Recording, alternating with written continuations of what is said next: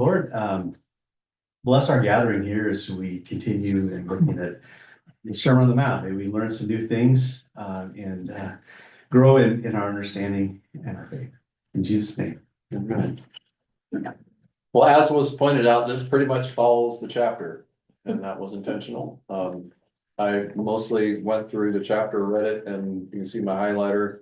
When things jumped out at me, I just highlighted it and put it in my list, and other things may have jumped out for you in your reading, and so whatever directions we end up going, I'm totally fine with that, but why don't we just start at the beginning of chapter 5. Right there on page 91 jumped out was many people take a moment to center themselves, whether they call it prayer or meditation or whatever. So I wanted to open it up starting there. How do you pray? How does it affect your life? What works? What doesn't work? What are your expectations of God, of prayer, of yourself? Just start the conversation there.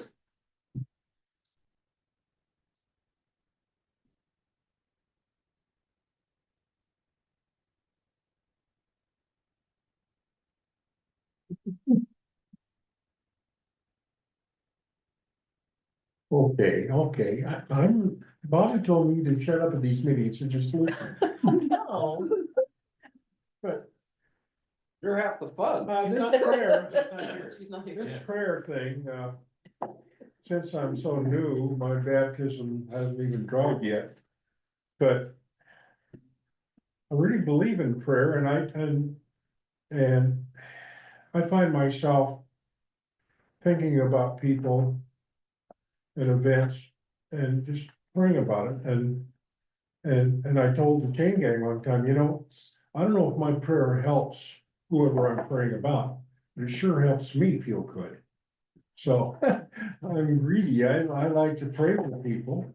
My son, what's going on, it's kind of a personal thing, so.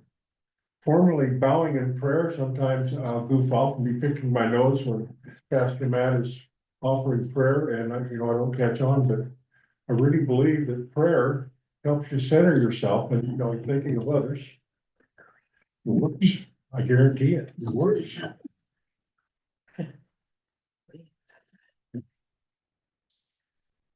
I like that. Anybody else? What's your prayer life like? Back of the wheels are spinning. I was just thinking, because I'm like everywhere all the time and whatever, it's a lot of very small breath prayers, like just in that moment kind of thing, a lot of the time. So, yeah. When you have lots of moving pieces that you're dealing with every day. I spent 2 long sessions at 7 West in Seattle VA Hospital for deprogramming for PTSD.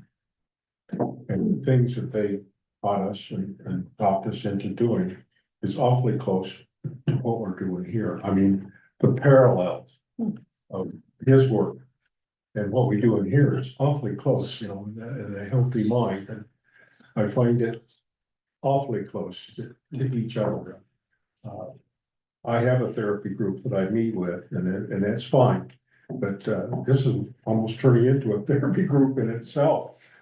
And Stance is something, I love it. I haven't found anybody yet that's been so strong that scared me off. Not here, not yet. I'm gonna run into it, but I hope not soon. I think what's been freeing for me is not looking at it like it has to fit a mold. Cause I grew up in an area where prayer was very much you need to sit down and be quiet and come, and I'm not saying that you should stretch yourself. I'm not saying, but it was really hard for me because I'm like Becca and my mind just goes everywhere. And I've suddenly gone 3 bunny trails down the road and I've totally forgotten where I was. And honestly, I just think God comes to me and is with me all day. And so it doesn't have to be something where I'm sitting there and talking to him for 10 minutes straight in a very formal manner. It's just, he's part of me and he's part of my head. And he understands the craziness that's in here and works with it, you know? You know, that's really beautiful, and when I was unpack for me or for us, how you experience just that presence. It's really just been when the voice is not you. You know, Yeah. like when you hear something that you're like, that's not my initial reaction, cause my initial reaction would be super judgmental about that thing, or to come back and be really, you know, kind of honestly bitter about something, and something in my head just settles there and says, well, think about it from this perspective, Mhm. you know? So you're literally in real time and all that's scattered, you're getting like a still small voice or something other than you. Yeah, I mean, and it's just, it's very organic, like, I don't know how to explain it, it's not, I don't know, like, there's just it's a very much a sense of God coming to me and not me going to him, because I easily get distracted and do things where I'm, like I said, who knows where I'm at. I don't know, so for me, that's been a real breath of fresh air and relief, because I didn't grow up in a place where that was allowed or encouraged or, Respected. yeah, Mhm. it was like I wasn't making enough effort, you know? I remember going to a workshop. I went in the summer of 2004 when Ari was a year and a half. I went to a Presbyterian Women Triennial Gathering in Louisville, Kentucky for 5 days, and it was the best thing. The best thing was going, everybody I went with thought I was insane, but I got up an extra hour early because I went for this whole hour of music before anybody else went. There was these two sisters that led music from the South somewhere, and they were amazing. And so it was like so awesome. So that was prayer time for me, but for sure. But we went to this, I had a workshop, and it was on like kind of what's your prayer language kind of thing, because you know, there's all different ways that people pray and that people study the word and all this. But I remember one woman that was helping to lead this saying that she was so amazed when she had a spiritual director one time, because she was struggling with the same thing of, oh, I have to do a half-hour devotion every morning at, you know, whatever, and I have to keep this prayer journal. And she was like, and it failed all the time, and I was like, yes, I can relate. And this spiritual director told her, well, where do you feel closest to God? And she said, well, honestly, when I'm out like walking the dog. And the spiritual director said, well, pray while you're walking the dog. And she's like, can you do that? And she's like, yes, you can, you know, and so, yeah. And so it was really cool to hear that, and, you know, just know that it's okay. And God works with us. We don't have to do something the same as everybody else. So, Wish more people understood that. yeah, so it was a neat workshop. I think I am struggling more with prayer right now than I have for a long time. I have a big, it's a one-sheet prayer list, both sides. And I haven't used that for months and months. And I want to. But I don't want to. So what's going on? I don't know. I'm not sure what's going on. Are they standard prayers or your own personal prayers? No, they're prayers for people and agencies and nation and churches and Why don't you share it with us? that list. I'd have to get it. I only know one. And nobody, like at the last one, nobody has to say the prayer because they don't want to hear the Lord's Prayer. That's the only one. I know Oh, I know no, Janice they- Joplin's prayer, and that's it. And So I think what he's saying is he's got his own I have two-sided my page, own, things that he wants to pray I for. have my own prayer list. Oh, I So don't. Of people But- that he knows. of people and agencies and nations and whatever, churches. But but I haven't used it for a long time and I'm not sure why. I wish I knew. Are you doing something Different? different? Are you praying in a different way? I don't think so. Well, I don't think I am praying in a different way. I still have my quiet time in the morning. And it's a good quiet time. I enjoy it. So maybe I need to relax with the other. I don't know. in the psych ward, they call that mindfulness. We spend a lot of time in the PTSD mindfulness of controlling yourself, and it works for me. Mhm. I wonder if like, the same message that Becca's friend got or acquaintance, whatever, got, it's like, well, you can pray when you're walking the dog, and that was liberating for her. If somebody said to you, you know, Stan, it might be a season where you just don't have to pray that page, and God's okay with that. And I think that's probably true. It's that I want to do that though, and that's the issue that Oh, boy. I Well, want then to, but I would- don't want to. Then you, of course, you wanna dig in and see what the Yeah. resistance is Yeah. all about, right? So. Anyway, that's the issues I'm going through. I wonder, thinking, a friend of mine has a Fitbit and it's pretty advanced, apparently it measures all these different things, and it'll tell you, like, you know, basically, you seem tired today or something, like you maybe need some rest or something like that, like it, you know, and I wonder if, you know, I think sometimes we think in the same manner that, you know, we've got to, like, equating prayer to say working out. You know, that we've got to work out, and there are times when your body's saying it needs, you know, it needs rest, and I wonder if there's times that maybe, you know, God is sort of speaking in a different fashion away from the regular rhythm of. I wouldn't say that, I mean.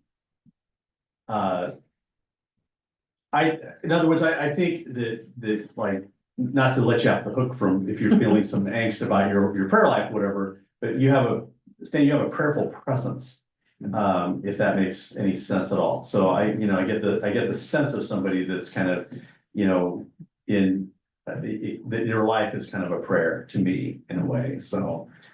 For whatever that's worth, but I think there are times when maybe we put pressure on ourselves, like we have these examples and there's a. Yeah, and that's. One of the things that I've really been learning is that there isn't really a wrong way to pray. No, and I agree with that. And because a lot of what I've been praying about recently has just been just pure anger. Like I'm just so angry about everything that I'm seeing, but I also think that God is big enough to take that. And I found a lot of peace in knowing that I can just get into my car in the morning and just yell at God about how frustrated I am with everything that's going on. But I haven't felt. How do I say this? I have not felt alienated from God necessarily. It's more, I'm here again, I'm still pissed at you, and you and I are stuck with each other. So we're just gonna have to figure this out. And that is the way that we're navigating things right now, and I found a lot of peace in that, because I also know that God is a lot bigger than I am and understands the long game of what we're going through, so. I feel like that there's a place that I can be angry at him and be honest with him about that, and I think that he appreciates that. Because I think he'd rather I'd be honest with him about where I am. And continue to come to him. Instead of be angry with him and feel like I can't talk to him about it and walk away. Because if I'm fighting with him, then we're still in a relationship. Does that make sense? Absolutely, I wanted to affirm you then that, Oh, good. I've always. No, I've always believed what you're saying. I've always believed what you're saying. I just had an interesting physics experience with the new chairs. I'm okay. That's why I'm ranting with it. Please continue. I will. I'm not gonna stop affirming you. Okay, thanks. So,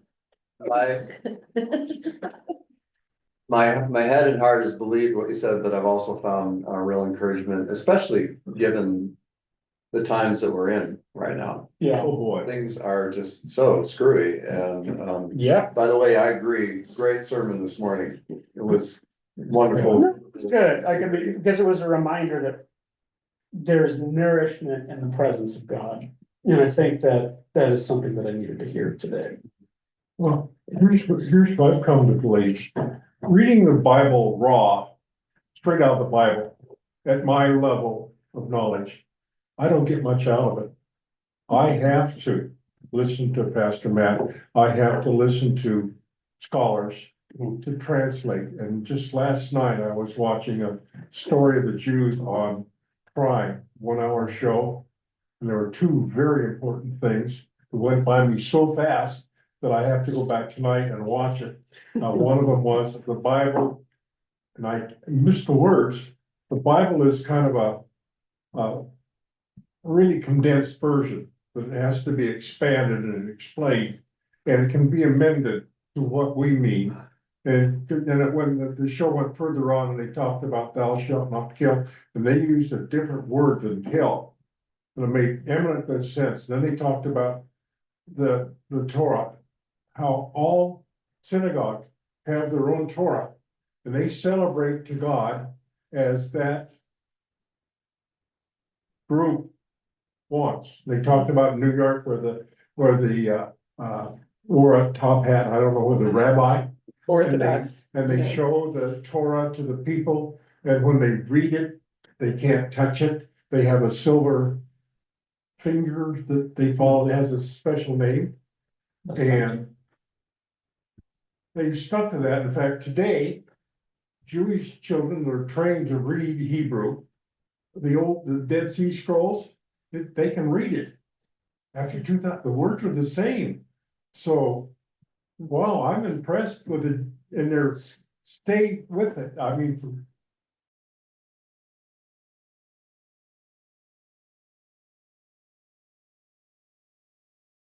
appreciation of the Jewish faith. You know, they go to their synagogue and they celebrate their way, and it's like a show, like we do a show. And I kind of, and I'm learning, like in our service, it's always the same, but I know what to expect and I like it. You know, I'm very comfortable with it. I'm not looking at my watch every 5 minutes. Can I get out of here pretty quick?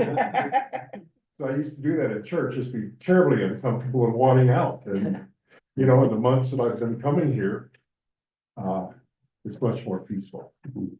And today, you know, what was the name of that movie with the new? Conclave. His prayers in that movie. And, you know, when they elected, I can't tell Bobby, because I watched the movie and she went to bed.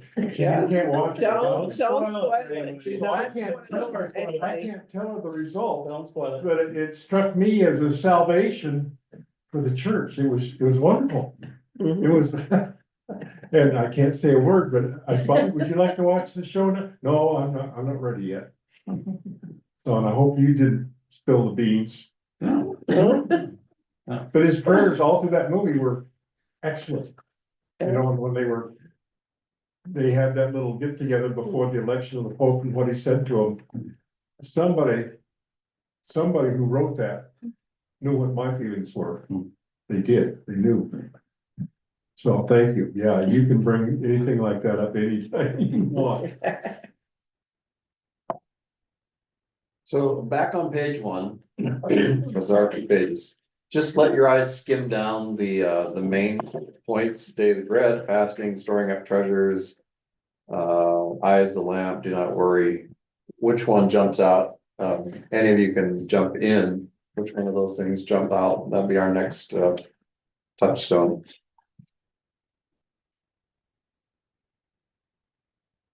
Yeah, I appreciate what she said about mammon, and I'm looking at 96 in the middle. Where she says, by translating the word mammon, the NRSV strips from these verses a great deal of their import. To Greek speakers and perhaps English speakers today, setting God in opposition to mammon makes mammon, an unfamiliar term, makes mammon sound more like a god. The Aramaic mammon comes from the root MMN, which means trust or reliance. Hence the irony, one cannot rely on, cannot trust self. Stuff. Stuff, Mhm. sorry, stuff. So Guilty. you So can't serve that's- God or trust stuff. And trust stuff at the same time. Yeah.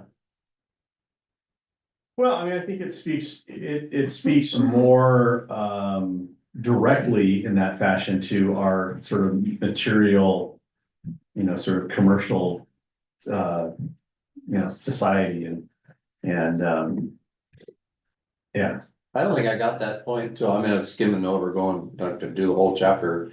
I don't think I got that point till right now. You can't trust God or trust stuff. You But you can't can. serve God And and trust trust stuff at yeah. the same time. Right, like, if you're trusting in stuff, you're not really, you're missing the point, right? Yeah. I missed the point. Yeah. What? By serving God and or trusting stuff, you can't serve God and trust stuff. So you can't think Stuff you'll is be, not trustable. you can't, that whole thing of you can't take it with you, right? So there are people who basically, their whole goal in life is to amass more and better stuff, and that's their thing. And that's kind of what they put their trust in, is I have all this stuff, okay? So it's hard, you can't serve God and trust stuff. That doesn't mean that wealthy people or people who have stuff can't serve God. It's what you use it for. Like, are you amassing stuff just to amass stuff? Like, ooh, I just became a billionaire. That means I need a yacht, or whatever. Or are you using your stuff to serve people Now, that's. and to better. serve God? Yeah, I feel less guilty. yeah, yeah, You have a lot You're of not, stuff. you're also not a billionaire, so. Yeah, like, yeah. that is- Yeah, yeah. making an assumption here, but I'd be guessing that a billionaire wouldn't be here right now. I'm guilty. I'm a tool freak. I have tools, won't quit. I owned a tool store in Moses Lake. And the store almost tied 10% to me every time. I have like chainsaws, I must have a dozen of them, but I always, You trade parts? no, for different functions, when I wanna carve a totem pole, I have one. Oh, And I have the biggest steel saw that they make. It's an 880 with a 6-foot bar. And we are going to rip a redwood tree, a sequoia redwood. It's got a 6-foot trunk. And a friend owns it, and I'm gonna loan the saw, but to do things, but the trouble is, you're right, the more stuff you buy, you gotta take care of Mhm. it. And And it becomes more and more important. Bobby doesn't stop me, she just lets me go do this, and I get myself, and I understand. I'm trying to download and give to my kids, and right now Habitat is getting a lot of tools, I have too many. Right, but then that's serving someone. because Right, that's it's not habitat. true. I It's have the not the guilt. same thing as Yeah. hoarding it up, right? So like even C.S. Lewis talks about like the importance of having hobbies. Right? So I mean, like, those are healthy and good things, but if you're just kind of hoarding it and not like giving it away or using it to help other people, I mean, there's nothing wrong with enjoying something, but I don't necessarily think that That's what I'm Wes is doing right talking now, about, is if right? I'm not gonna use it for wheelchair ramps or doing what I do, I'm giving them away. Yeah, Right. It makes me happy. I tried to give a lawnmower away to my son-in-law 2 weeks ago. I said, keep it, it's yours. He brought it back yesterday. He's done with it. I gotta take care of it again. I gotta change the oil. I gotta check the battery. You know how to clean a carburetor? I have Honda carburetor parts on hand, ready to go. Gas, We need to talk, cause we've got a line, yeah, I think that's what I need. It's a Honda. engine, yeah. take it off. I'll rebuild it for you. But I'd like to, Bring it to my house and we'll.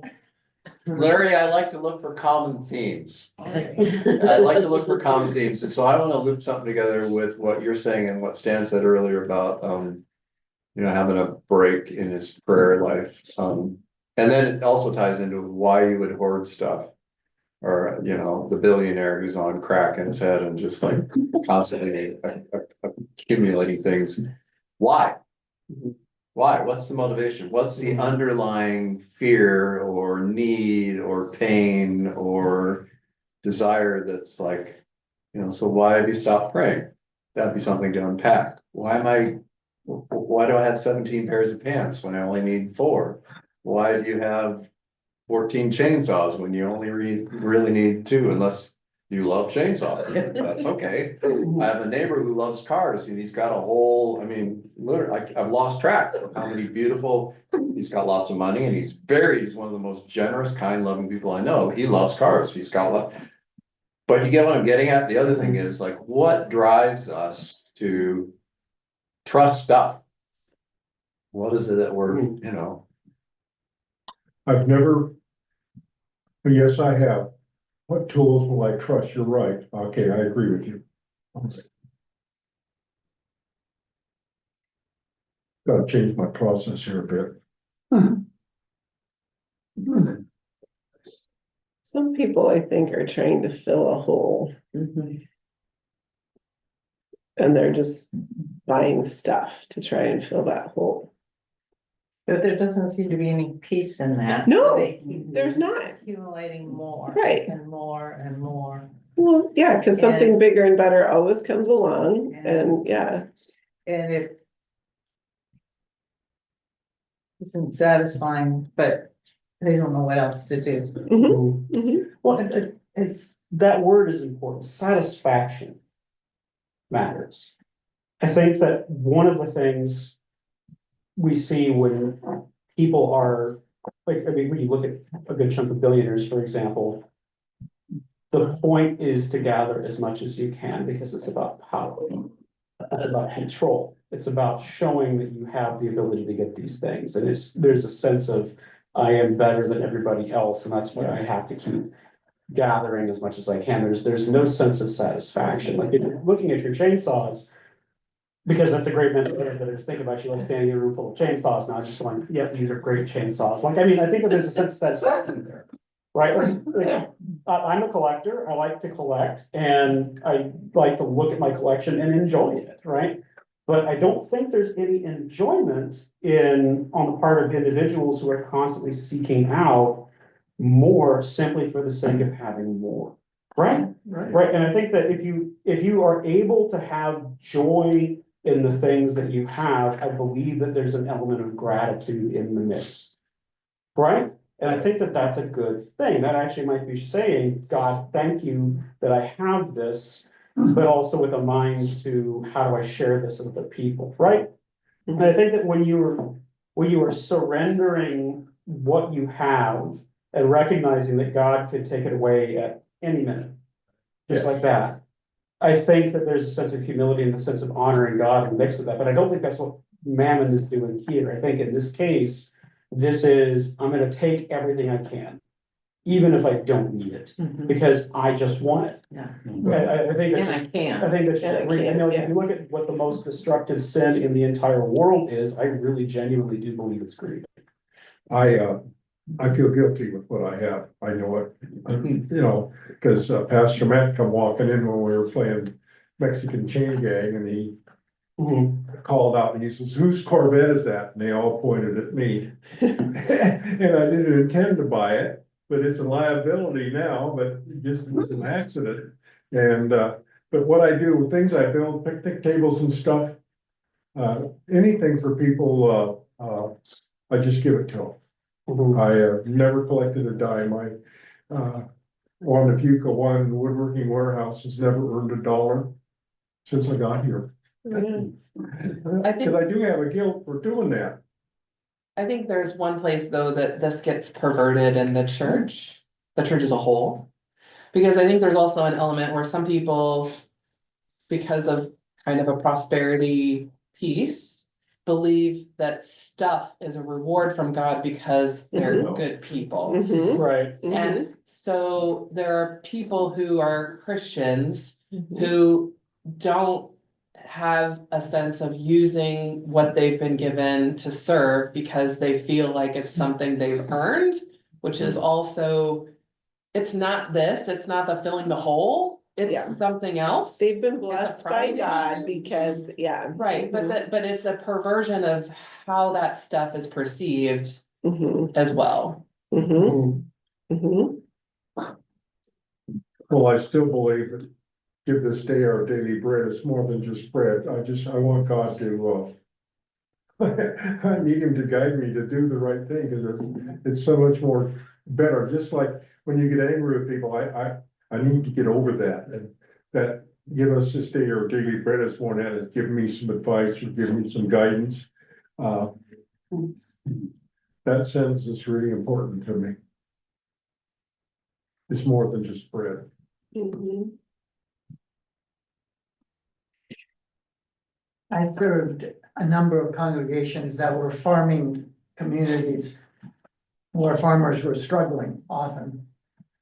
The last congregation I served in Des Moines, Washington, was very, very wealthy. Yes. It was a wealthy congregation.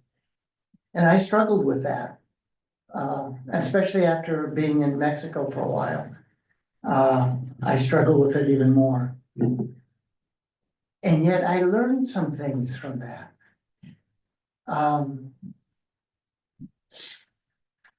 For example, one of the guys has a, I don't know, 50, 60-foot yacht. Yes. And he has that.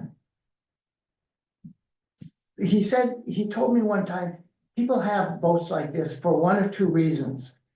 Either for themselves, because they need to get away, or they have it because they want to do ministry with it. And he did ministry all the time with his boat. That's why he had it, and has it still. And he's getting up to an age now that he's debating how long he can continue. But I saw that in a lot of people there. They did not act as if they had everything. Mhm. Instead, they gave constantly.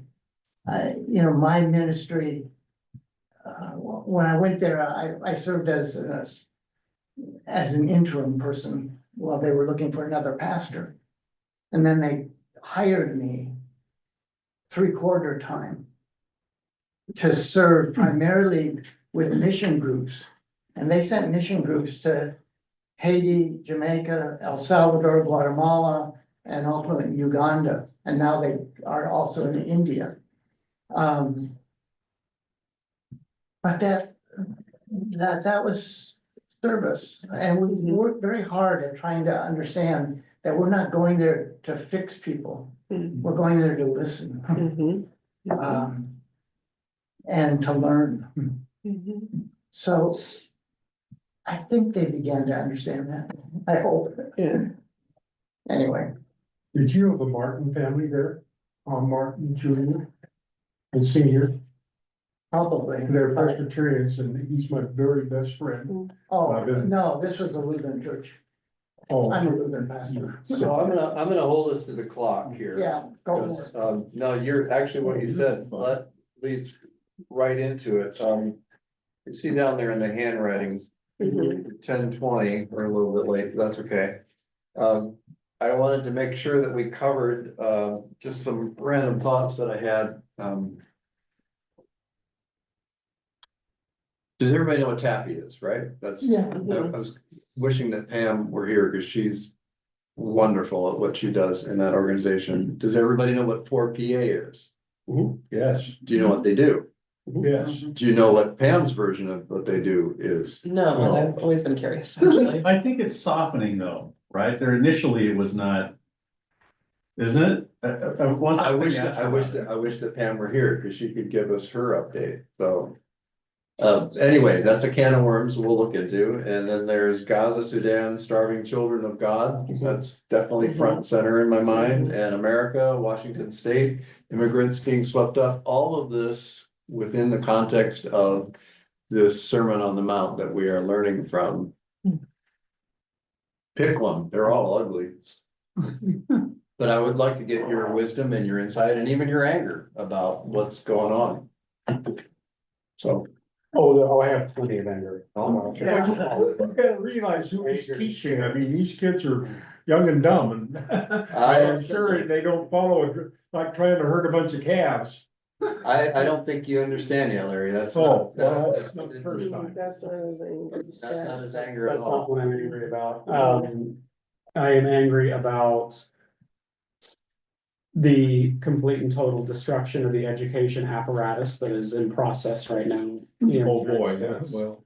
I am angry that Just it will, listen for a moment. it will annihilate the access to the middle class for a lot of the students that we serve. I'm angry about the fact that we're called to give of ourselves in my profession, like me, because we're in a serving profession when we're teachers. And our job is to elevate and all of our tools are being taken away. I'm angry that we have somebody in the Department of Health or whatever the heck RFK thinks he is actively targeting autistic kids and neurodiverse kids like me to strip us of our rights and has threatened to send us to camps. I'm angry that they're demonizing all the treatments for these things, including basic treatments for depression and basic treatments for anxiety disorders. I'm angry about the state budget getting completely screwed up by some idiot in the budget office that's resulting in people potentially like losing jobs. I'm really, really angry that we're letting this happen. And that we're watching our rights get stripped away. And the church is called to love our neighbor as ourselves and show God's love by caring for other people and caring for the weak and caring for the hungry. And we're watching programs that feed hungry kids, and we're watching healthcare be stripped away from people. I am furious about this, and I'm furious that the evangelical church is cheering it on. Like I am really, really angry that God is letting it happen. I'm furious with this. And I am watching it continue to get worse on a daily basis. That is why I am angry. If you wanted my anger, there it is. And that's just the tip of the iceberg. I can go on. I appreciate But it. I'm really, really frustrated with this. Just because I believe that our part of our job is to stand up and to call this out when it's happening, because Jesus. That is our job. The question is what and how and. Right, and that's And where I also, have to be picky. It's Yeah, so overwhelming. It's There's so So overwhelming. many, you know, There's you look like at a- Gaza, you look at Sudan, you look at the US, you look at all these places and all these needs and all these things that are happening. It's hard to know where to it is. focus. It's really hard, and that's by design. I remember I said, I like to look for threads and themes. Mhm. I am completely with both of you and being utterly overwhelmed. Angry beyond. Yep. Kids in zip ties, are you fucking kidding me? Right, But if I go back to Sarah and I say, God in heaven, Mhm. what's your still small voice tell me to do? Mhm. Cause I don't know. Yeah. And then I have to Yeah. trust that there's gonna be some kind of wisdom. Michael, you can't carry the world, Yeah, but I'm asking you to do this, and then make sure that I have ears to hear that. And my big prayer has been to bring the church to a reckoning, because while we have a lot of things that government does for us, and I think government should do for us, it is a secular government, right? And the church has a higher calling to do Amen. these things. Yeah. right. And I am more disappointed in the church not fulfilling its role than the government not fulfilling its role. So my prayer is, and if I'm part of the reckoning that needs to happen too, I need to be open to that. The part I liked about the come hungry and come thirsty is I think sometimes we come full and ready to wanna talk about how full we are. And I think we need to come to God hungry and thirsty and actually be hungry and thirsty, right? Yeah. But the church needs to get its books in order. Like, we are Yeah. not being the church. We are not fulfilling the role that God put on this planet. I'm not saying the whole thing. There's a lot of people doing a lot of work that doesn't get recognized. Mhm. Right. But there's a loud enough voice of it that's not. That, to me, that's been my biggest prayer, because God has a very distinct interest in that part of it more than maybe everything else, you know? Right, And as good little Christians, we say, your will be done. You know, we pray for all these messes all over the world, and then Because it is in as heaven. good little Christians, we say, God, we know you have a plan. Show us the way, Mhm. but nothing happens, so I too get kind of mad with God. what are you waiting for, God? Right, What more needs to happen? I know, Is God gonna help us or we're gonna help ourselves? Cause Well, I she's don't, right. we don't know I mean, what it's to depressing do. to read the paper, scientists leaving, service is gone. Head Start being cut. I It know, just that's well, makes well, me and it's not just cry. like it's, yeah, I mean, and I could go down the list of everything that's in the big Yeah. bullshit bill that they're trying to pass right now, which again, may I encourage you all. It's to bad, that contact- bill is it's bad. Okay, contact our representatives that scream about that, but when I get lost in my anger about this a lot. This is what I've been yelling at God about pretty much every morning, is like, hey, God, are we done with this yet? Like, no, we're still going through this. What I've been praying, kind of tying this back to dealing with prayer, I've been thinking about the Garden of Gethsemane a lot. And I've been thinking about the fact that Jesus still said, can we just not do this? And can this be done a different way? But not as I will, but as you will. And I think, there's, like, pulling something from an inspirational poster, like 90% of success is showing up. And all Jesus had to do in that moment was just not run. And he didn't run. He showed up.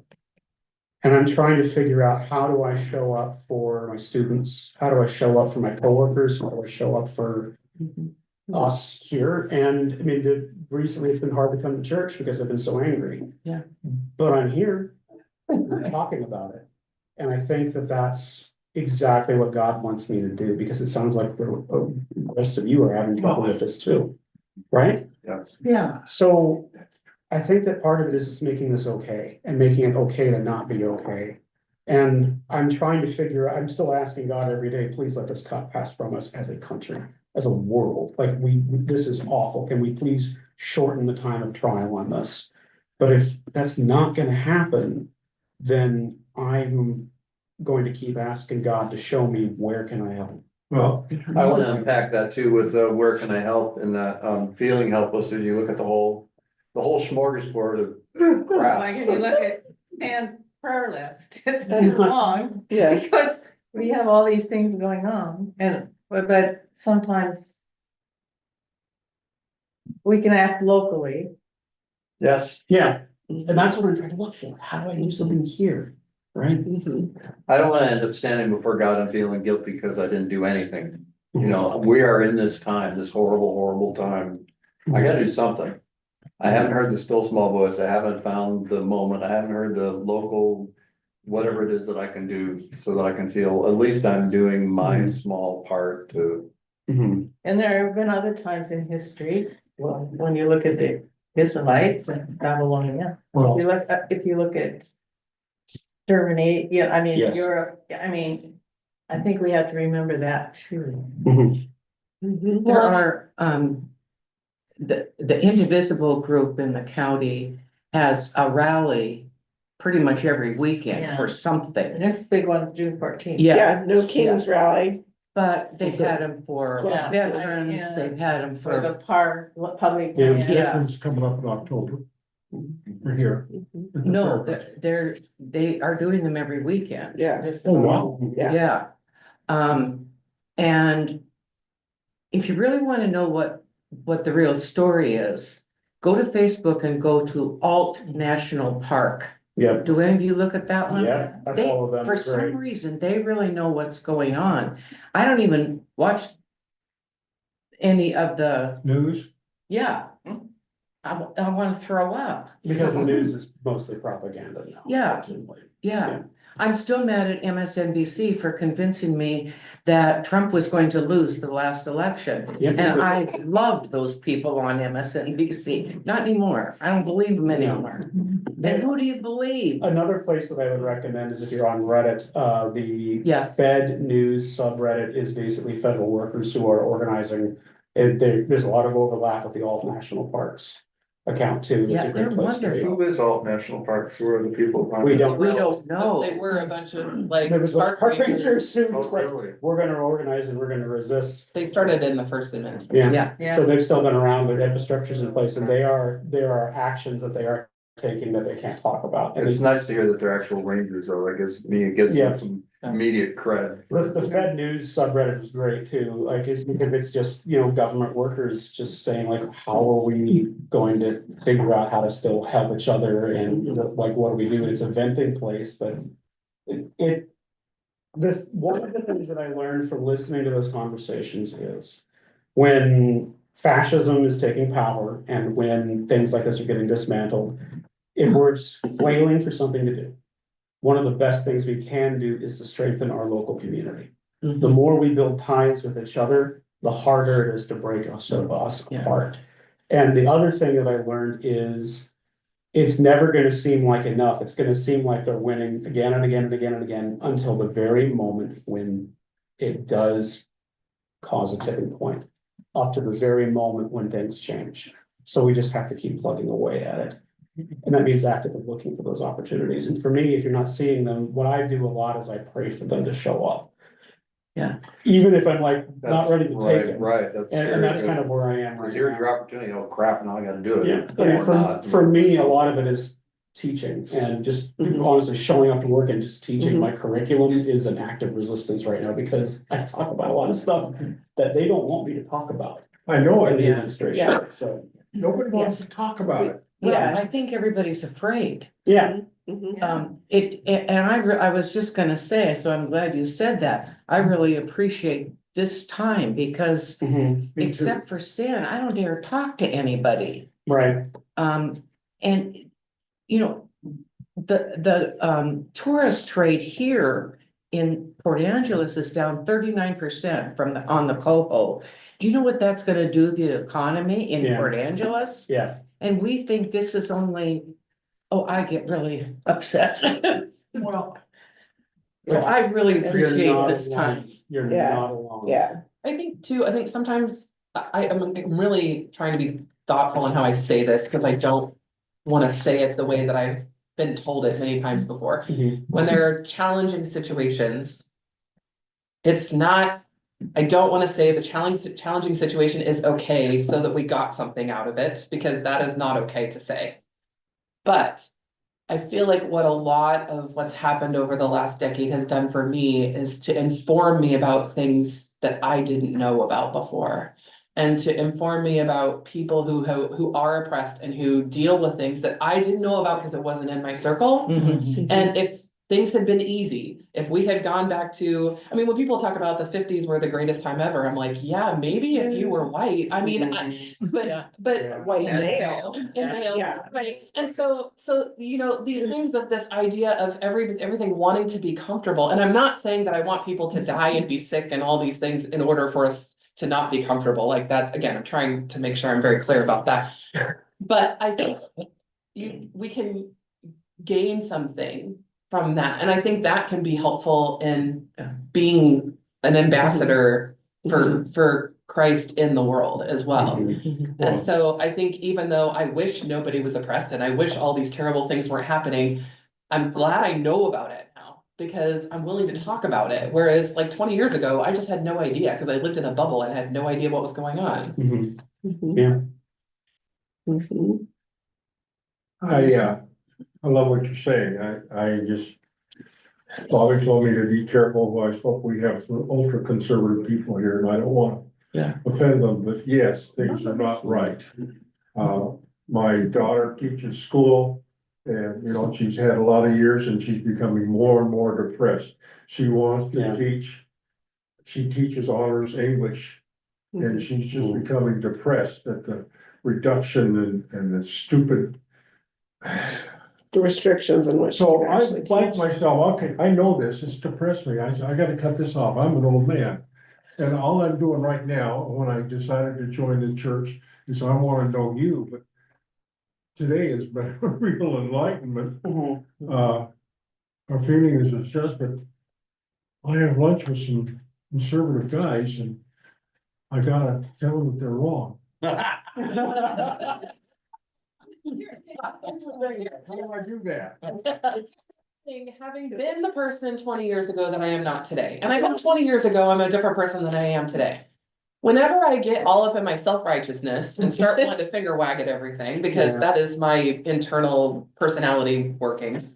Yeah, I remember who I was 20 years ago. And if someone had come up to me and done that, I would have shut down, told them they weren't really Christians and moved on. Yeah, Yeah, And so it's not helpful. And so I'm trying to ask questions that make people maybe think. I feel like Ardith is really good at asking these questions. You just ask these questions, like asking a question that makes someone think about why Yeah. they're saying what they're saying. You're not telling them they're doing something wrong. You're not telling them that they're wrong. You're just opening a door to make them meander. And you're not looking for them to have the right answer right away. Sometimes, I don't know if you guys have had this, where something needles in your head and you're like, something is not sitting right. And it may take years for it to get figured out, but it's just planting the seed of saying, maybe what about this aspect? Or what about, I used to maybe think something similar and recently I've kind of thought about it this way. And I think sometimes when you Mhm. pose things that way, it's less threatening. it's I don't less know. threatening. And on one hand, I get really upset because the people who are oppressed are really tired of us having to do these Mhm. like beat around the bush things, right? Like, they're like, my God, we have been persecuted for hundreds of years. Why can't y'all just get it together? And I get really mad about that part of it, but it doesn't help, right? Mhm. And I'm not saying I'm good at it because sometimes I just snap too, but my working profession has made me have to contain myself because I can't snap at people. Mhm. And so God has taught me lessons. And to have a good relationship with your coworkers, you can't Yeah, that's necessarily, true. it's whatever, but But yeah. I think that's what can be helpful, and not that you're trying to change their mind today, Mhm. but that you're just, Mhm. I don't know, like thinking about a pointed, not an opening question. So not Mhm. something that leads to an answer, Or but some, defensiveness. yeah, but Right. something that just an exploring question. Yeah. I don't know how to say it. I think you're saying it great. Yeah. Great, because it's all like up here.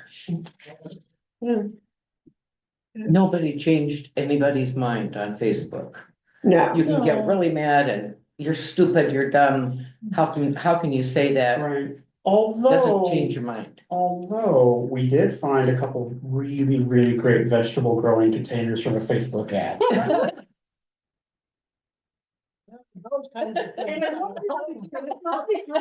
Because I think that you're right, but at least Facebook gave it, it's great. And now they're sending me information about when to prune my lilacs. It's like they know, Now. they know. Now Yeah. that here's a couple highlights. I Yeah. have to go pick up my daughter, so I'd like to say a blessing. Sure. Sorry, we derailed. No, No, not at I all. think No, that you're this right was on the track. point. Yeah. Yeah. Lord God, I'm grateful for every voice in the room, truly. And I'm grateful for the honesty, for the safe space to be real with one another. A chance to kind of unload some burdens and to share with one another. My simple prayer is that you would give each one of us the courage this week to notice the still small voice. I believe that you're probably way more faithful than we're even willing to admit, to walk with us every single moment. And you probably have something for each one of us. And I'll be curious to see and hear and watch how you lead each one of us further into your kingdom. Ask it in Jesus' name. Amen. Amen. Paul, here's something funny about anger that will make you smile. So we have a first grader. That's what I was trying to do.